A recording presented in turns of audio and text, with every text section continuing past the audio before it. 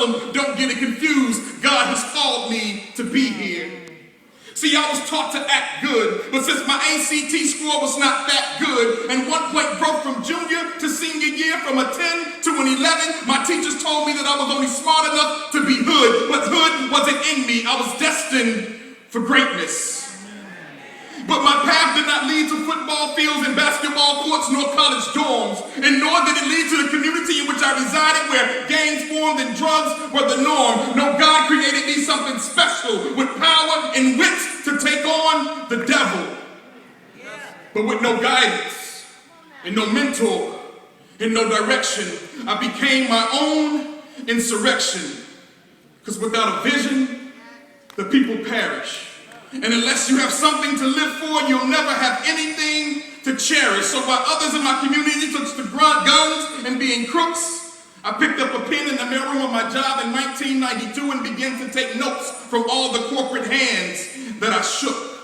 But it's strange looking up and seeing time fly by, because it's hard to see the promise of God in your future when you're living in your past that was a lie. Graduates, what is your purpose? What are your goals? Keep them alive by living with hope, dreaming the vision, and staying the course. And know that life, you were made for this. And beyond college graduation, you were born for this. And know that no man is your master, yet master everything that you set out to accomplish. Don't wait until it's too late to believe you are worthy of the vocation whereunto you were called. Never wake up with regrets, but be grateful by every investment that God, your family, your pastor, your parents, and your teachers have poured into your lives. Or wake up at 41 with a mentor who was a 30-something-year-old Cornell graduate as your boss, but at the core is a friend helping me believe that at 41 life exists and I can dream again. Learn to give and you will never have to borrow. Learn to love and you will never have to hate. Learn to live, and you will never have to survive. Remember that being rich in spirit is far greater than being rich in money, but there's no harm in making both your goal. Live long, trust God, enjoy the journey. And for those who said you couldn't make it, with God on your side, know that favor is not fair, but it sure feels good.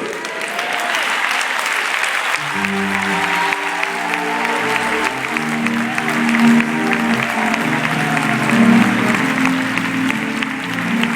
I take my seat, I was graced to take about 45 seconds to share something with you. I love my wife. She is an incredible woman. I went to work Thursday at 8 a.m. and I did not come back home until Friday at 3 p.m. I worked 32 consecutive non-stop hours. And I miss my family. But she is long-suffering. Honey, I love you for that. I've had a long road, and we all have our different roads to take. Yeah. If you were here this morning and you heard Pastor Nicholas Pierce, Assistant Pastor Pierce, he gave a very powerful word. And as him, I grew up in this church, just two different paths that life led us down. I will tell you this. I'm not going to tell you how much money I make. That would probably be a mistake and you want a loan. But I will say this, in the 4 years I've been at my job, I have received a $40,000 pay increase in 4 years. In the middle of a recession, God showed favor. Without credentials, God showed favor. Without having a hook up, I know who my hook up came from, because God showed favor.